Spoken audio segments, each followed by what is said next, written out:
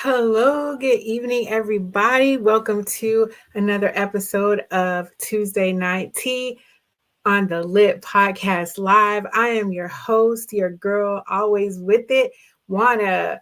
So, you guys, if you are, if you're on page on Facebook, please give StreamYard permission to access your name so that I can see your comments.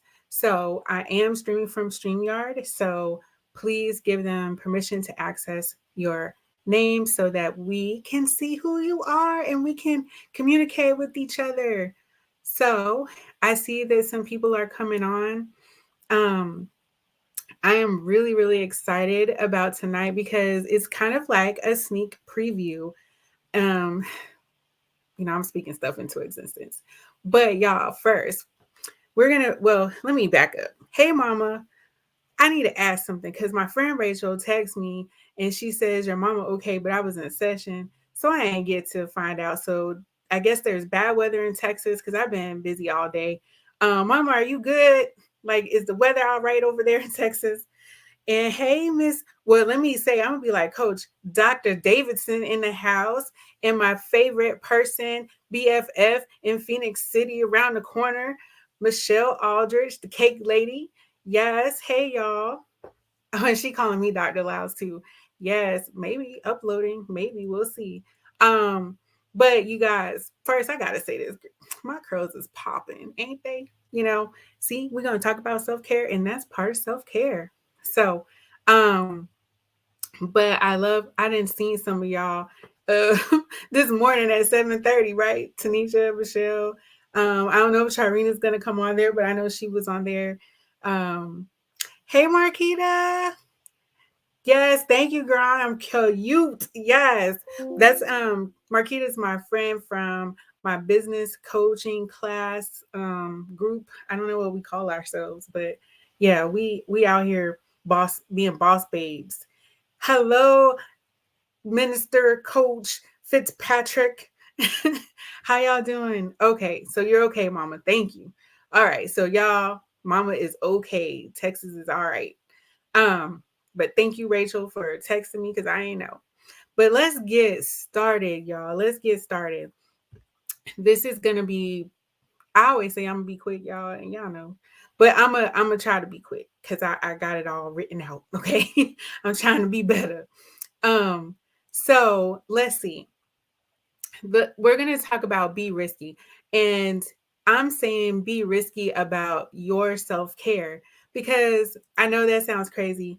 We don't take risks, right? People scared to take risks, but you take risks in other things like, maybe, I don't know, people gamble, you take a risk. You I don't know, them people that's buying Bitcoin and all that stuff, they was taking risk, you might take a risk getting a new job. You do all these other things, but we don't take risk of taking care of ourselves. And y'all, I am guilty. This is, I do this stuff for me too. So I'm guilty. I know that I don't take good care of myself all the time. Let me say I don't do good self-care all the time because I'm one of those helper people. So I'm always like, let me help somebody else. But um, it's important that you take care of yourself. And so with that being in mind, I have an acronym and it's called Be Risky. Each letter means something and it's something that you can do to be risky about taking care of yourself. So let's jump right on in and get this thing going. So you are the most important thing in your life, right? And unfortunately, like I said, many people don't place themselves as a priority. So be risky and be your own priority. All right, y'all? Are you hearing me? Be a priority to yourself. And sometimes they don't place themselves even like as a close second. Or shoot, some people don't even put yourself in the top 5. But I'm asking you that you need to place yourself as number 1, okay? In your life with people. I know, please, like for me, God is number 1, God, me, family kind of thing. But as far as people are concerned, place yourself at number 1 because if you don't place yourself at number 1, I can guarantee you they ain't. You know what I mean? So I want you to start acting like it by taking better care of yourself. So, for example, we're going to use an analogy because y'all, along with acronyms, I love a good a good analogy. I can't even talk. I must need some water. Um, but anyway, so imagine yourself. Have you ever been on an airplane? Right? Um, some people I know you haven't been on an airplane, but if you have, drop a yes in the comments. If you've been on an airplane, drop a yes. And so I want y'all to tell me what is, during the safety briefing thing, they tell you something, right?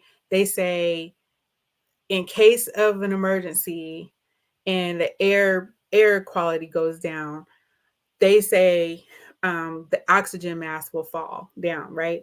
And so when you get on an airplane, the flight attendant gives you that safety briefing saying the air pressure might drop, or I think it goes something like, in the event that the cabin loses pressure, the oxygen mask will drop from the overhead area.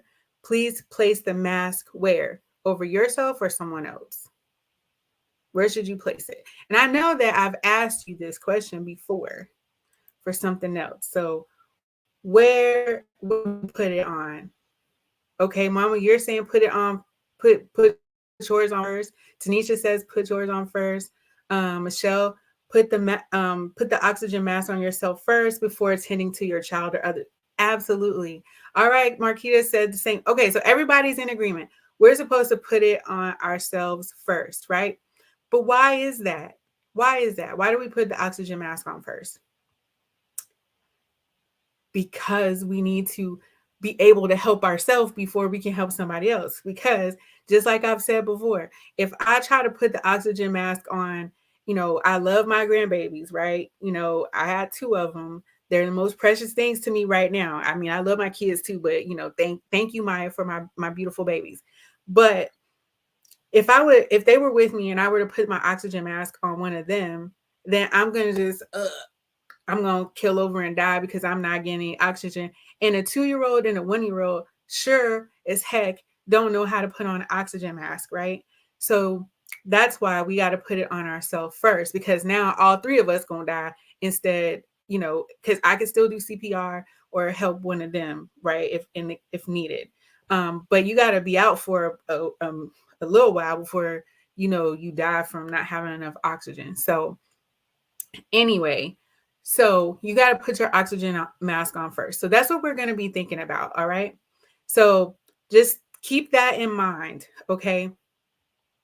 And so I want to share this other thing with you. That depending on where you look on the internet, you'll find that there are several domains of self-care. But no matter what you find, the goal is to try to keep them all in balance. And so instead of becoming overwhelmed with all of that, we're going to focus on three essential domains, which is our mind, which houses our mental and emotional, our body, which is the physical part, and our spirit, because that's what I focus on the lit, right? Mind, body, and spirit.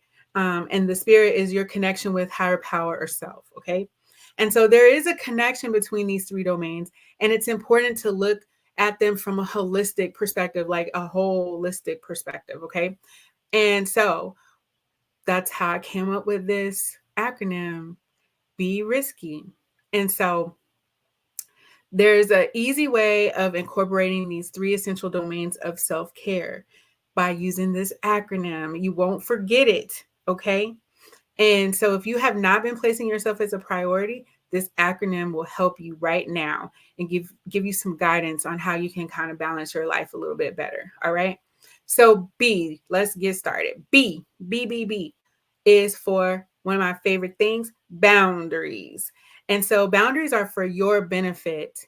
And we're going to have another episode on just boundaries, but right now we're going to just talk about the boundaries, that they're for your benefit. They're not to be mean to somebody else. They're not to be spiteful, to be petty, any of that kind of stuff, right? They're just simply to let other people know what is okay for you and what's not okay for you. And I was just talking to I was talking to my friend the other day, and just so happened we were talking about boundaries a little bit, right? She was telling me she just had talked about boundaries, and I was telling her that I was going to initiate some better boundaries with my clients, because I have a one person that I see in particular, and they feel like it's okay to go over time. But here's another thing we're going to talk about soon is codependency. And so I was saying that if she's in being more of a codependent, that I'm going to have to incorporate better boundaries with her to let her know that it's not okay. And actually, it's not okay for anybody to go overtime, because you know what? My time is my money. Not that that's my whole focus, but my time is my money. And so, sometimes I don't mind, because I'm really just trying to help people. And sometimes it needs a little extra. But when I really think about it, and I come home and I'm just spending all this time with other people, letting them go over, and I'm not getting paid for it, one, my family kind of misses out. But two, like, Demond is like, hey, I'm over here. You know what I mean? And so boundaries are very important, and you need to implement them, because like I said, they're not necessarily for the other person, but they're for you.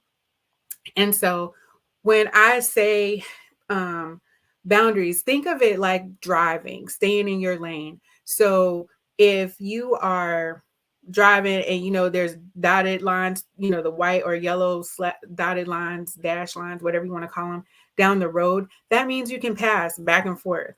When it's a solid line, that means it's rigid and you can't pass, right? So y'all know what I'm talking about. So if that's kind of how boundaries are. If you have like the dash lines or no lines, like, well, no lines mean everybody just doing whatever they want.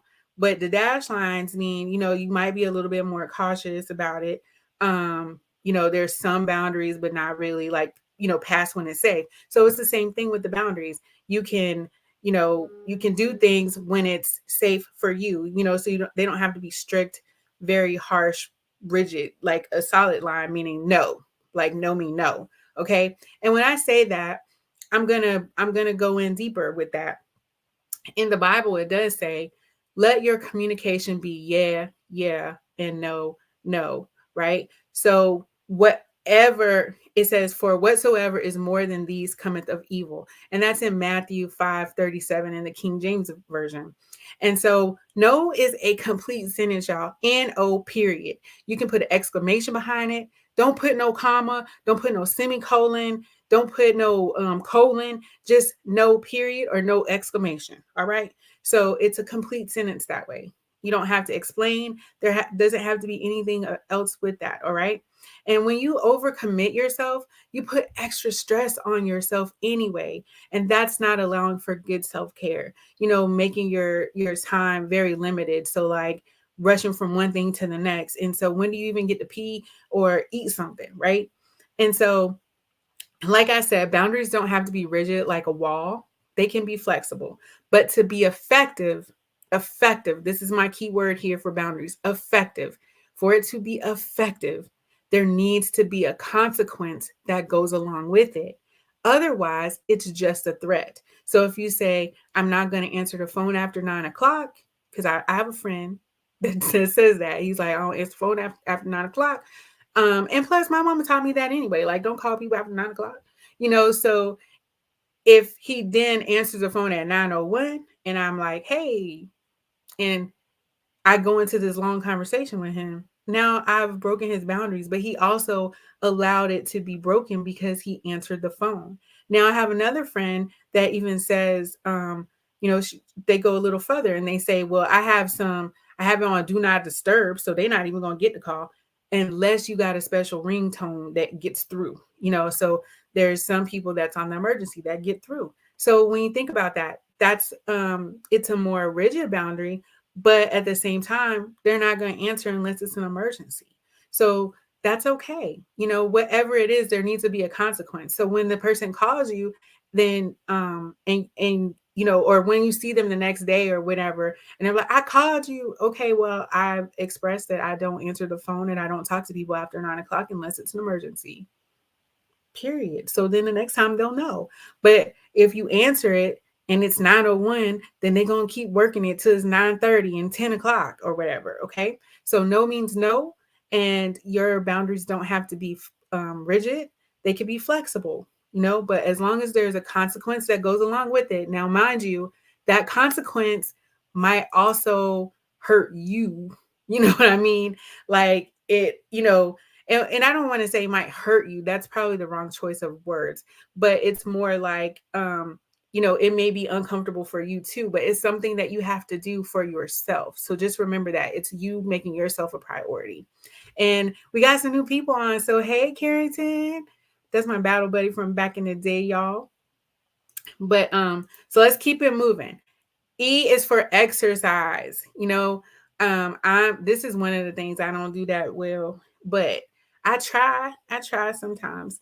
And so remember, exercise does not have to be overcomplicated. It can be as simple as a 15-minute walk. 15 minutes, it's good. Okay. If you're able to do more, but don't, overdo it and cause yourself any extra pain. And before you get into any rigorous type of exercise or anything like that, especially just starting out, and I know everybody's talking about going to the gym because it's a new year, new me. I'm gonna be having a hot girl summer, be snatched and all that kind of stuff. Well, check with your doctor, because if you can't be, you can't just start going deadlift at 315, right? And you ain't never lifted nothing but a fork. So you got to just be careful and make sure that you're physically healthy in what you can do. Okay, because even though, like, I'm about to tell you, like, yoga is a great way to do some, like, it's not as intense as like doing a CrossFit or a HIIT or something like that, but it can still be dangerous for you, right? Because depending on what your body's shape and condition. Like, I do have a friend that can't do yoga because they have a back problem. So just thinking about that, yoga might not be the best for you, but it's a good thing. I like doing yoga because they have alternate poses and all that kind of stuff. But meditation, I like doing that as well. As I know it's not necessarily exercise, but whenever I do yoga, there's meditation involved.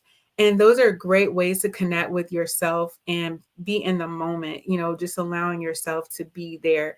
I have one of my clients, they told me that they like to run, and so they like to go for jogs.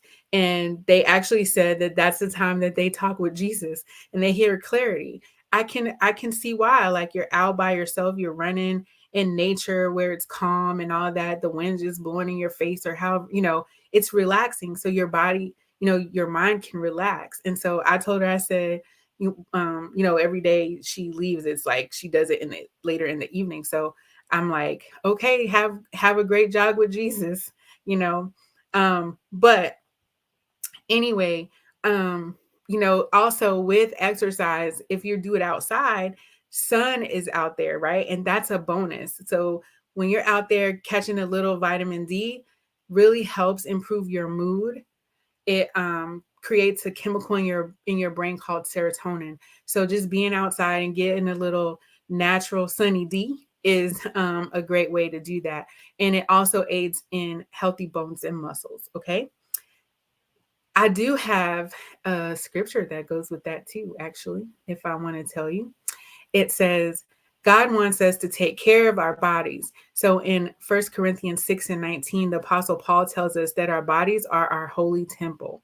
We need to bring honor and glory to God with our bodies as a living sacrifice. So be sure to get enough sleep, drink plenty of water, and eat healthy and well-balanced meals along with your exercise, okay? Now, this one. Hey, son. My son is on, y'all. So this one, relationships, is the R. Oh, this one is good. We're going to, I think eventually I'm going to break down all of these and we're going to have an episode about all of this stuff. So relationships, I'm going to start out with Proverbs 27:17. And I have it from the New International Version that I like. It's one of my ones that I like to read from. But in the Bible, it says, as iron sharpens iron, so one person sharpens another. So I'm suggesting and encouraging you to surround yourself with people that will be positive in your life and you also to them. So you just don't want to be sharpened and then you're not sharpening anybody else. So, you know, when I was younger, my mama said, birds of a feather flock together. Even though I would say, like, well, I don't do that stuff. You know, I ain't doing what they doing. But, you know, eventually some of it still rubs off on you. So even though you may not be doing all the things, you're doing something. Okay. So just remember, you want to surround yourself around positive people that's not just sucking the life out of you with their negative energy. Okay. Because you also give off energy and you can receive other people's energy. So you want to make sure that your energy is positive around you. Um, you should each be coaches to each other, encourage and challenge one another. You know, I have some friends that we're just like, our whole relationship is based on accountability. You know, that we're just helping to be accountable for goals and things that we do in our life. And some I just go hang out with to eat.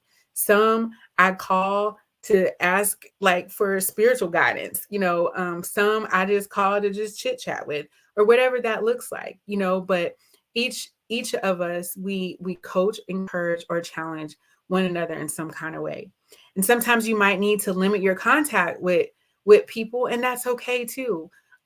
Because you know you might be needing to focus on something else, because it's about your self-care. It's not about their self-care, it's your self-care. So this in time now, relationships, you might have to say no to some people. You can't do everything, okay?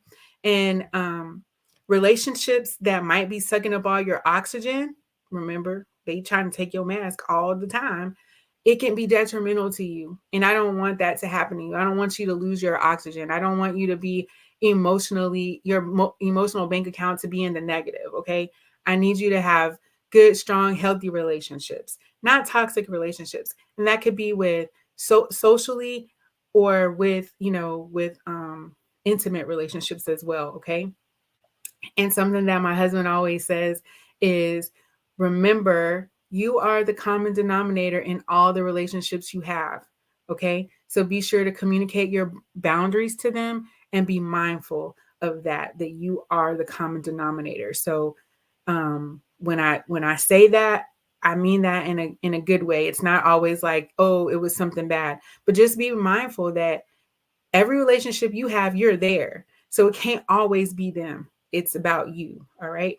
So take time to reflect, to self reflect rather, and see how you can add to relationships. And of course, what needs to be done if they are not healthy for you.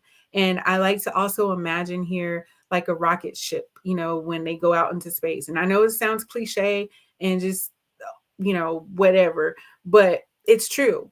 When, you know, the rockets or the space shuttle goes up into the atmosphere, they reach that certain height, the boosters drop off. So sometimes those people need to drop off too, because you're in a different place in your life, you're in a different situation or whatever, and they didn't grow with you, so they can't go with you to that next level that you're going to be on. Okay. And it might be hard, but again, it's boundaries there. And so the I, you guys, is intentional. Y'all know that's my word, intentional. Hey, Ryan. Hey, Tiff. So intentional. Let's see, what about intentional? So, you know, I talk to y'all about, you know, when I close out every night, or every Tuesday rather, I talk about I am here, it's now, and I'm alive. That's me being intentional about where I am in life. That, you know, our past, it aids in depression, and worrying causes anxiety, and it's stuff that it hasn't even happened yet. So it's future things. So it hasn't even happened. So I'm either worried about something or I'm depressed about something. But when I say I'm here, it's now, that means I'm here in this moment now. I'm not wherever my past situation was, and I'm not in my future situation that I don't even know it's going to happen. Okay. But I'm here right now in this moment. And so, you know, what I want you to think about is that you can't change anything that has already happened. And there's no need to be anxious about something that you don't even know if it's gonna happen, okay? Because you don't even know what tomorrow is gonna bring. So the Bible here is all, it talks about intentionality all the time in the Bible, right? And so one of the scriptures that I have is Jeremiah 1:5. It tells us that God had already planned for our purpose and our intention before we were even formed in our mother's womb. And, on Sunday at our first preview service at my new church, we talked about that. He talked about that. Like, there is a plan for you in your life that has already been mapped out for you before you were even born.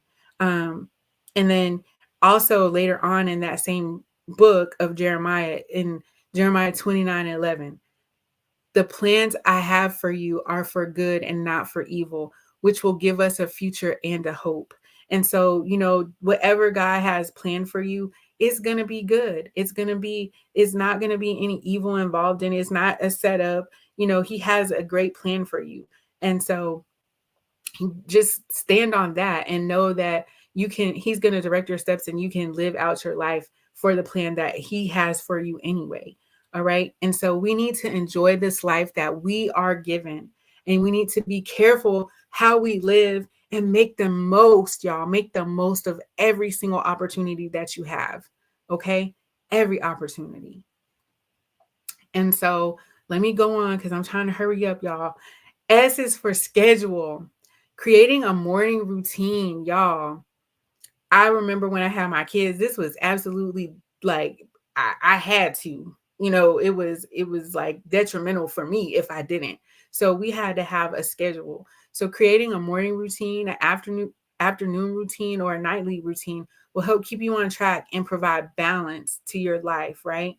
It actually keeps you kind of calm, and so you don't have to build up some anxiety. You don't have to worry too much about anything because you kind of have a plan. You know what I mean? Let me see. I have a Bible verse that goes with that too. It's 1 Corinthians 14:40. It tells us that all things should be done decently and in order. See, he already told us all the stuff we need to do. So a planner might help you, as well as keeping a calendar or just taking notes in your phone. I do that. I live by this thing. Like, it don't control me now, but I will take notes in here because I got a note app, I got a calendar app, and yes, coach, and all y'all Apple people, it is an Android and it does have good apps on it and that I can use, and they work. Okay. They might be a little slow sometimes and they might be a little glitchy, but they work. All right. Um, but anyway, just have some of that stuff. Use your phone, if you don't want to carry a big old planner around. But I do know some people that like to have like pages, with their planner and go look at it. I'm not one of them people because I already got too much stuff in my purse.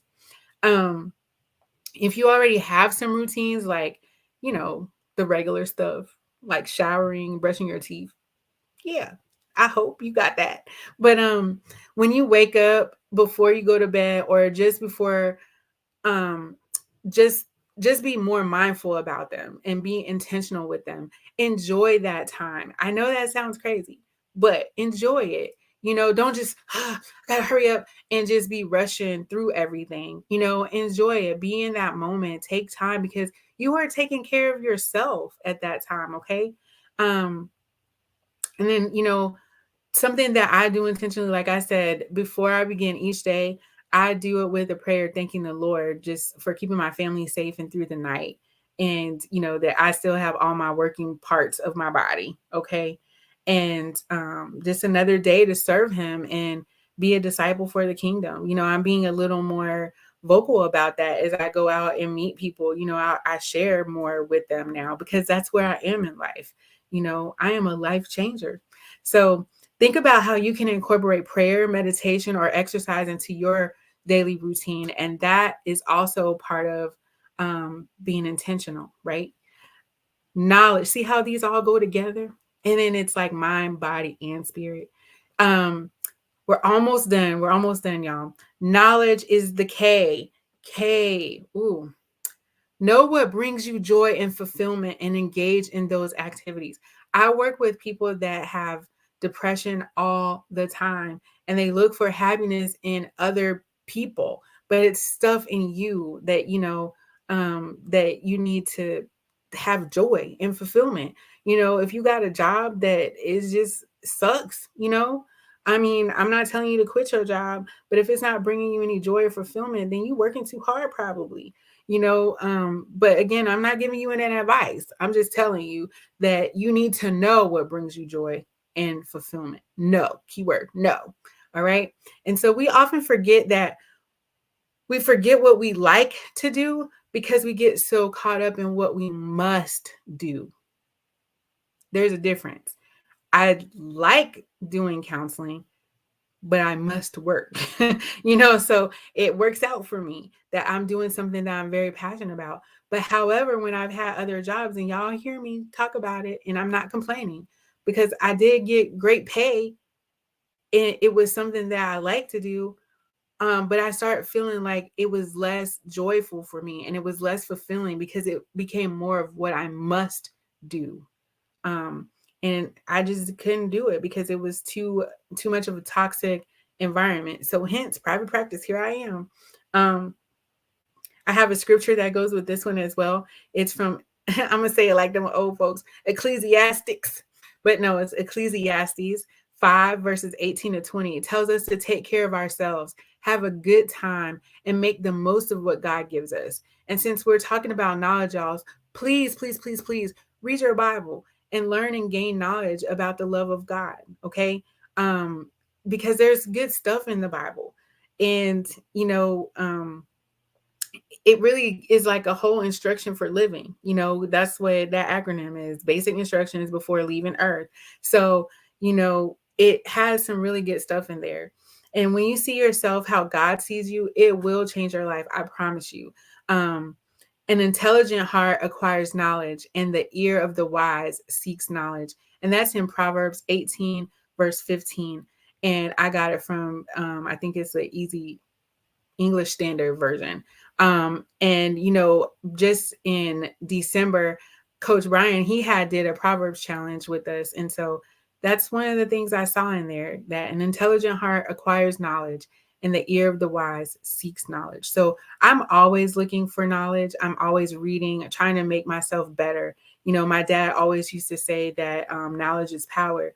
And so when you have that knowledge, you can you won't sound dumb, all that kind of stuff. I don't want to say fight, but you could fight with fact, right? But just my opinion, everybody got one of those. But when I have that knowledge, and create that wisdom, and that I could pass on down to my children, and and just have that great understanding about all of that, it just changes things. Okay. And finally is the why. Young at heart. I know that sounds like y'all probably was expecting it to be something else, but it's young at heart.